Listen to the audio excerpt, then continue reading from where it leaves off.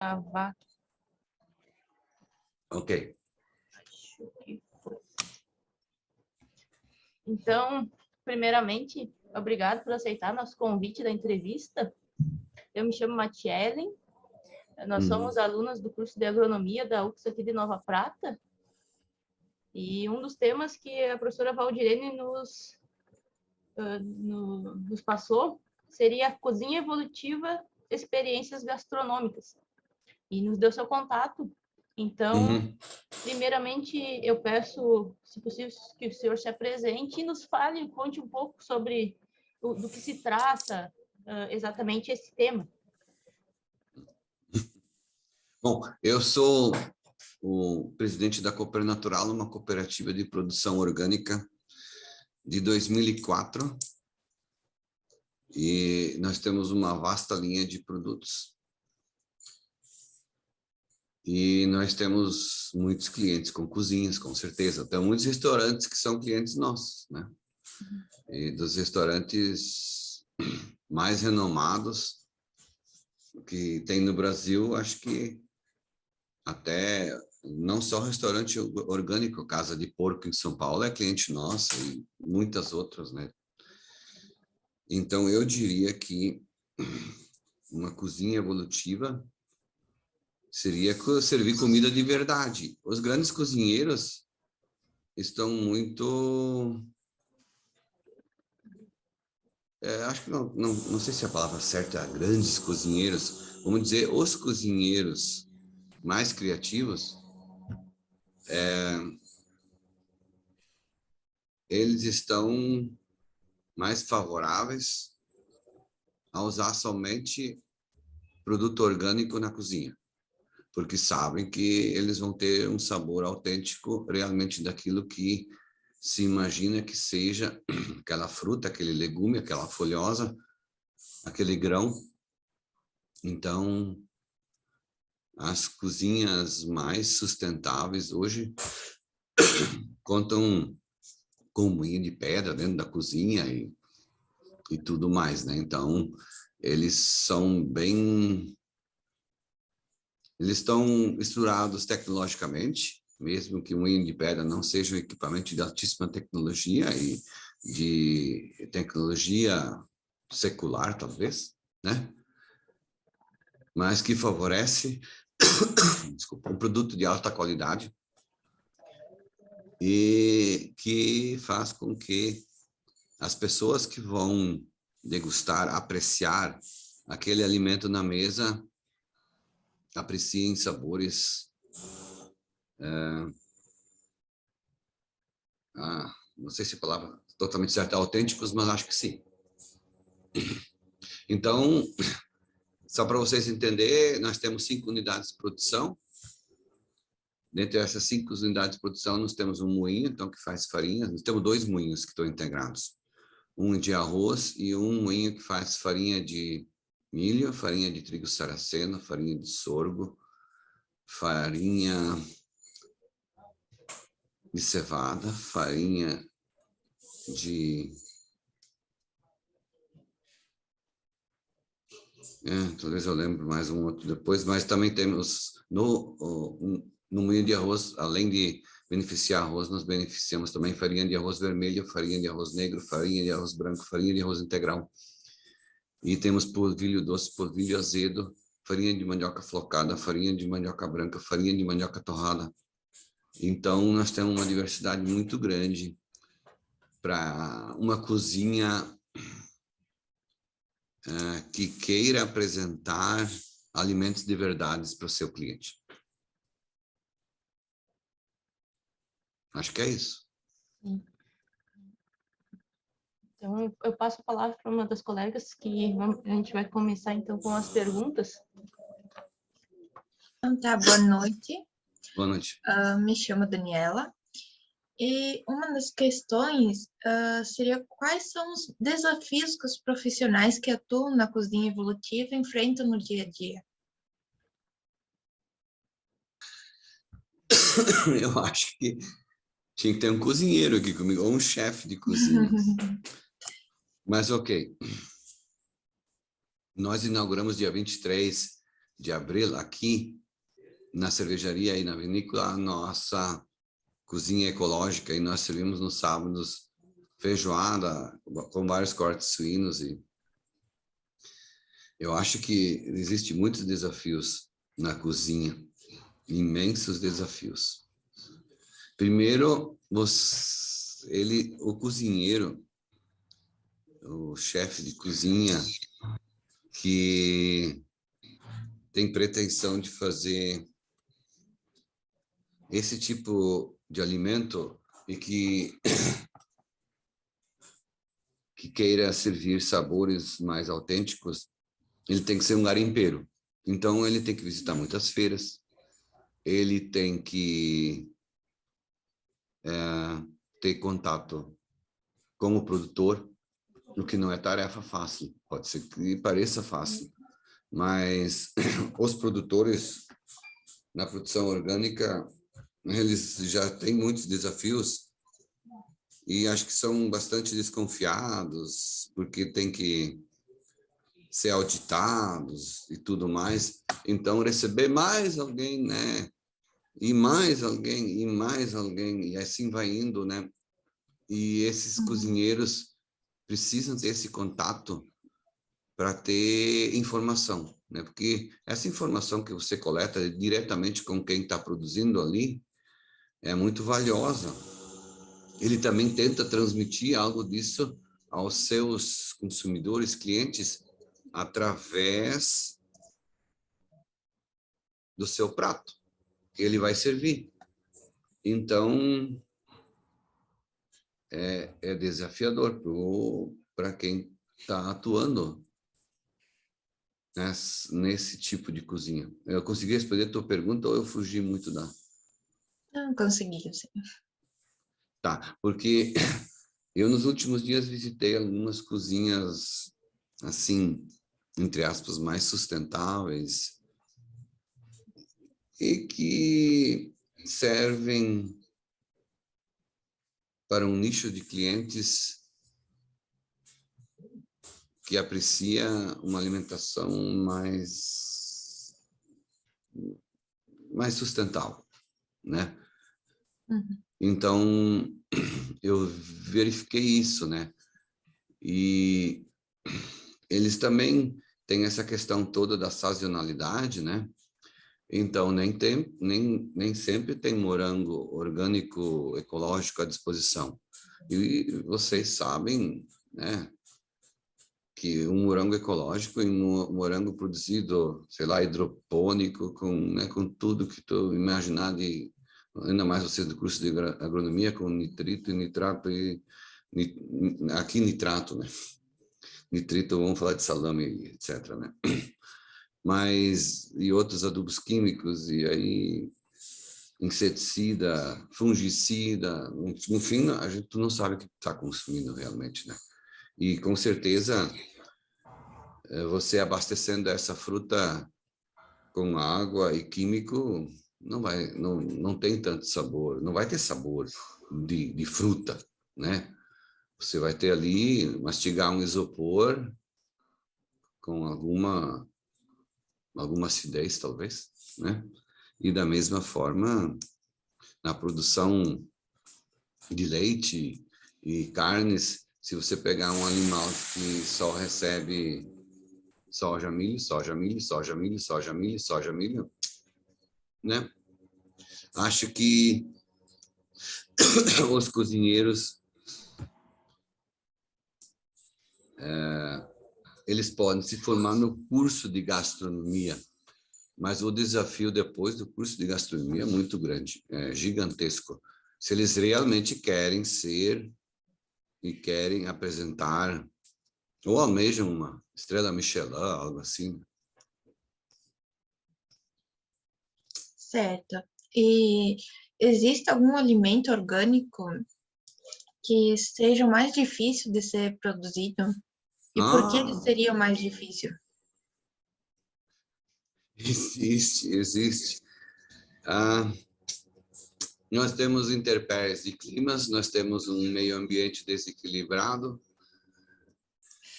e e nós desaprendemos a produzir. Essa é a resposta certa. Então, você tente achar lentilha orgânica. Não existe, você não tem esse produto. Então, não, né? E você vai ter outros produtos. Você vai conseguir importar, talvez, mas no Brasil nem importado tem lentilha. Então, a cozinha que quiser servir uma lentilha de sabor autêntico não vai conseguir servir, porque o que ele vai comprar talvez seja ainda americana, etc. O que tem na prateleira no mercado muitas vezes é americana, nem é nacional, né? Uma lentilha com terroir real não vai ter. Então, ele tem um limitante, né? E não só... Você vai ter outras frutas também, algumas que você vai ter dificuldades de produzir, né? Citei a lentilha aqui, mas vamos tentar citar... Eu citei o morango antes, mas o morango, dentro da sua sazonalidade, você consegue produzir ele orgânico. Se você plantar ele no período certo, na época de plantio, você vai colher morango. Se você plantar na nossa região morango em agosto, você vai colher morango em outubro, novembro, né? De boa qualidade e mesmo orgânico, o qual você não precisa. Pêssego. Pêssego orgânico é uma difícil tarefa, porque é muito atacado pela mosca da fruta, e o desequilíbrio ambiental faz com que, se você não tiver como estar afastado de outras produções de frutas, você provavelmente vai sofrer muito. Então, para produzir um pêssego orgânico, uma goiaba orgânica, você vai ter que ensacar todos eles, né? Logo após floração, tiver um botão aí de, sei lá, 1/4 de formação, ou 1/5 de formação, você já tem que ensacar ele. Senão, você não vai conseguir produzir um pêssego ou uma goiaba orgânica. Ok. Então, agora eu passo a palavra para minha colega, que segue com as questões. Boa noite. Eu me chamo Bruna. E eu queria pedir para ti, assim, qual é o alimento que os restaurantes mais buscam? Que vocês produzem muitos alimentos orgânicos, né? Qual é que os restaurantes mais procuram? Não é difícil de responder, mas eu vou só por curiosidade. O que você acha? Eu lhe digo que é algo que se consome muito. Eu não faço nem ideia. Sério? Feijão e arroz. Feijão e arroz. É o que mais vende. O que mais vende é feijão e arroz. Então, logicamente, o que eles mais procuram é feijão e arroz. Fubá de milho. É o que mais vende, é o que mais se procura, né? E os outros itens que eu falei, aí você está falando de uma padaria mais específica, né? Mas o que o restaurante mais procura é feijão e arroz, falando em secos, né? Em grãos, farinha, né? Se você falar em frutas e folhosas, aí você vai mudar, né? Mas eu estou falando aqui o que a gente mais trabalha. E o que a cozinha também consome muito melado. Melado de cana, melado preto. As cozinhas usam muito, muito, muito, muito. Acho que nós somos uma referência muito grande de produção de melado no Brasil. Nós comercializamos 280 quilos de melado por semana. É muito melado, né? Claro, o país é gigantesco, né? Mas boa parte desta produção vai para restaurantes, né? Então, o que mais vende é feijão e arroz. O brasileiro consome muito feijão e arroz, né? Dentro de casa, restaurante, né? Os restaurantes veganos, eles consomem muito grão de bico, tá? uma solicitação muito grande deles nesse nosso meio, fubá, farinha de milho. E é o que gira, né? Agora, não mencionando, depois podemos mencionar sucos, né? Que são muito comercializados, suco de maçã, sucos de uva, né? Não só tintos, outros brancos também, e aí suco de bergamota, suco de laranja são produtos que são muito solicitados, né? Mas aí você já está servindo pronto, né? Você não está mais dentro da cozinha, feijão e arroz, fubá, farinha de milho, então, são os mais solicitados.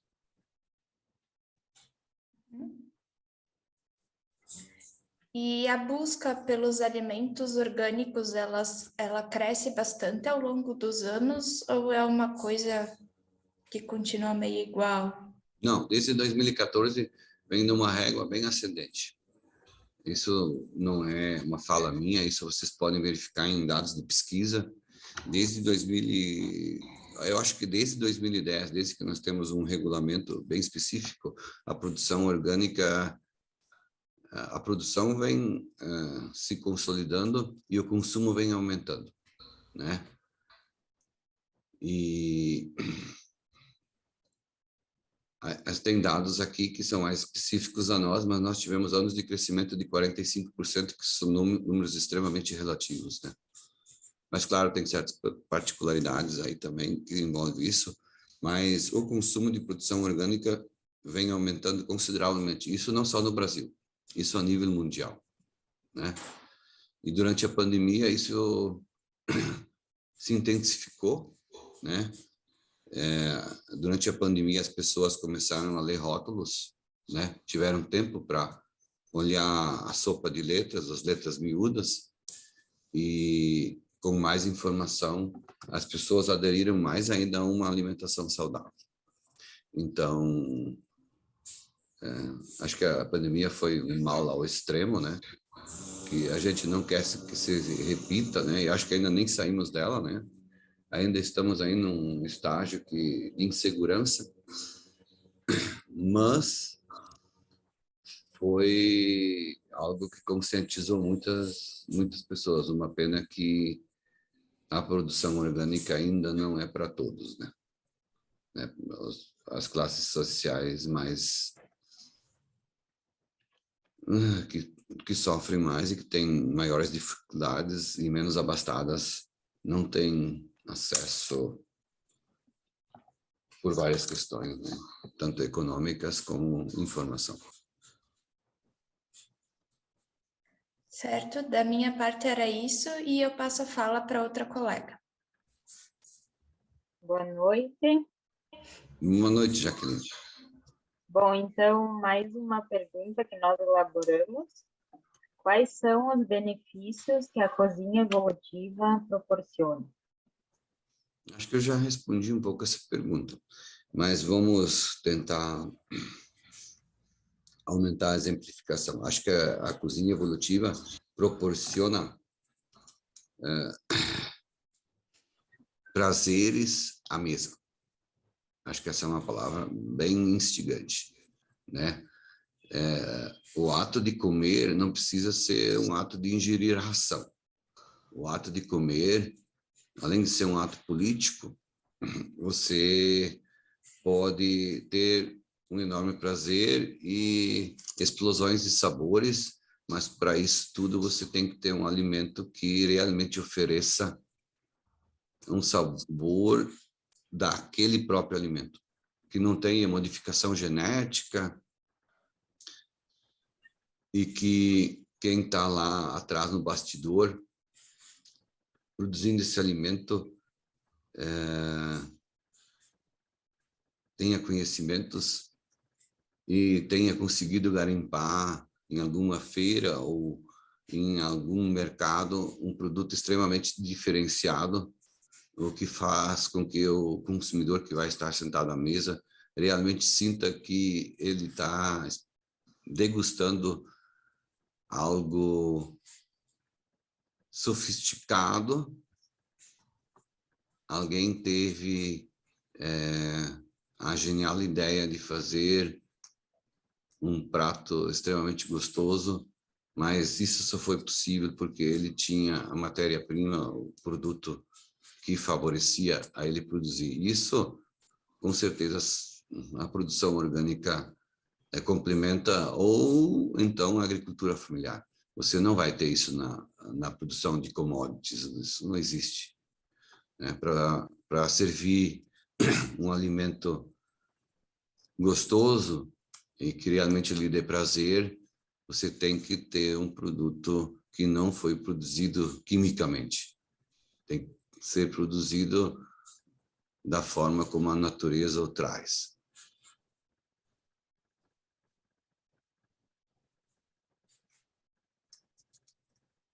Isso.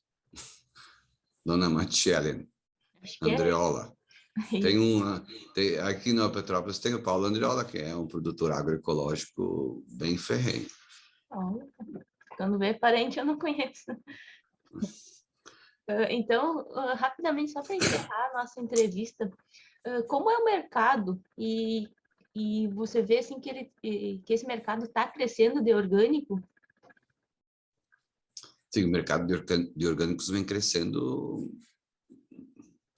Para nós, de 2014 para cá, vem crescendo muito, muito, muito, muito, né? Hoje nós temos 5 unidades de produção e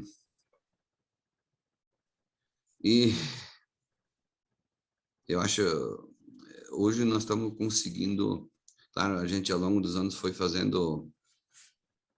arquivando dados e com isso nós temos dados para ter uma projeção de venda, né?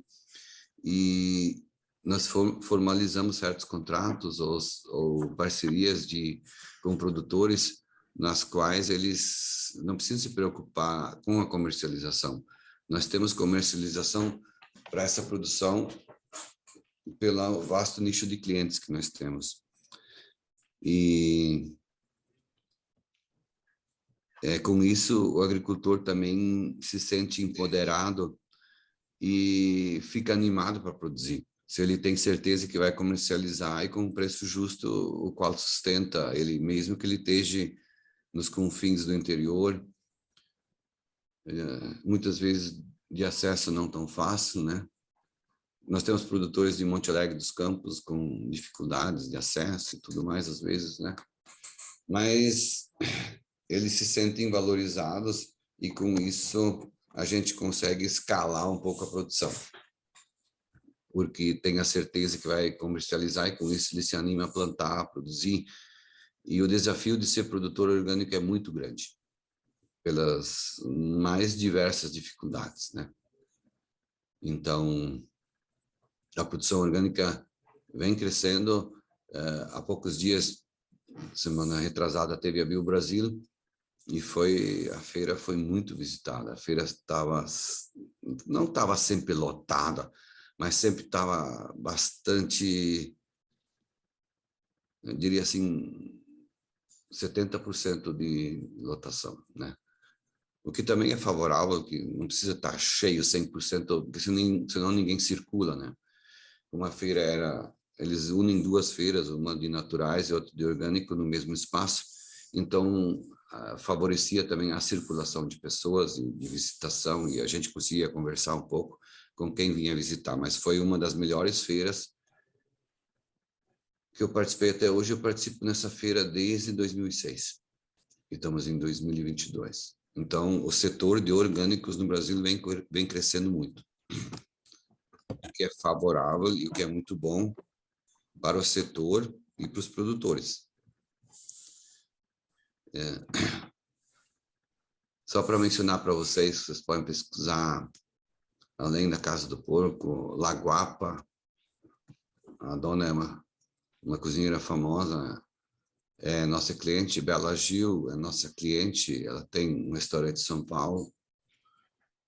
E diversos outros. O Bruno Galhaço, do Le Mandiu, não sei se está ativo, mas na pandemia talvez desativou, era cliente nosso, e muitos outros famosos são clientes nossos, né?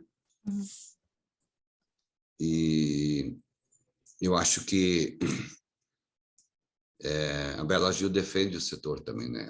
Marcos Palmeira também é defensor ferrenho do setor. E nós temos diversos personagens, atores, que estão engajados de defender esse setor, e o que é muito importante, né?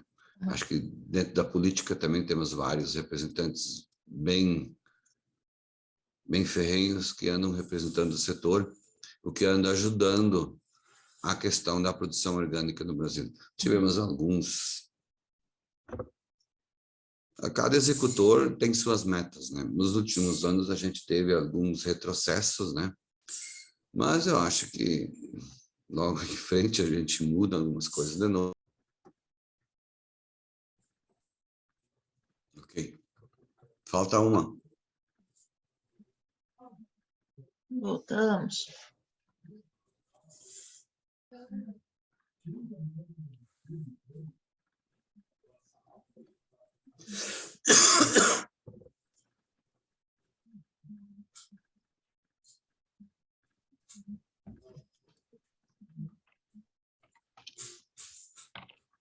Ok.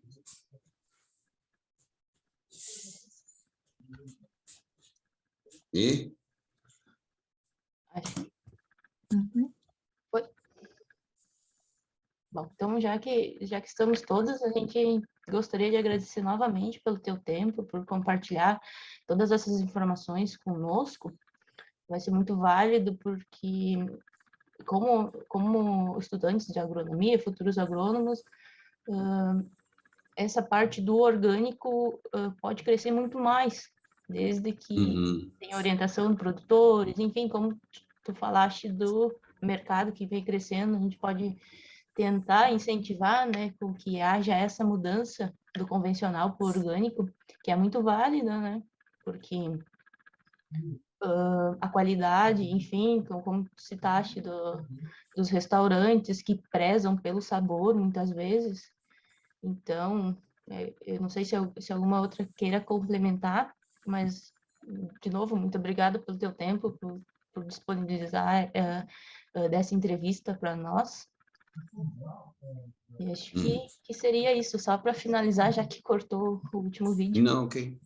Não, tá tranquilo. Acho que aqui nós temos um dos funcionários que também faz agronomia pela UX, né? E eu acho que vocês têm um desafio bastante grande. Eu sei que o curso não privilegia a questão de produzir orgânico, estou bem consciente disso. Estamos longe disso, né? A Valdirene aí é uma das nossas defensoras desse setor, mas é uma das poucas, né? Mas se vocês pegarem países, a Alemanha já está com uma boa parte de produção orgânica, ok, tem seus subsídios também, sempre teve, sempre vai ter. Mas se vocês pegarem países vizinhos já, e muitos deles já estão bastante e bem organizados na produção orgânica. Vai ter os agronegócios que vão dizer aí que não é sustentável, que vai faltar comida na mesa se só tivermos produção orgânica. Acho que eles estão enganados. Mas sim, nós temos alguém lá que defende a questão de fazer divisas, né? Temos que vender soja e milho, senão o país vai falir. Temos várias questões que, claro que para nós orgânicos está fora do contexto, né? Mas essa questão do desequilíbrio também tem um pouco a ver com essa produção massiva e tudo mais, né? Eu acho que tem que ser sustentável. Acho que a população não come em coxo e sim come em prato, né? Então precisamos de comida e não de ração somente. Então a produção que realmente é significativa é aquela que vai à mesa do tanto do pobre, como do miserável, como do rico e como da classe média. E todos eles gostam de comer uma comida que tem sabor. Certo? Então, boa noite, obrigado de novo. Valeu, boa noite. Boa noite, muito obrigada. Muito Boa obrigada. noite.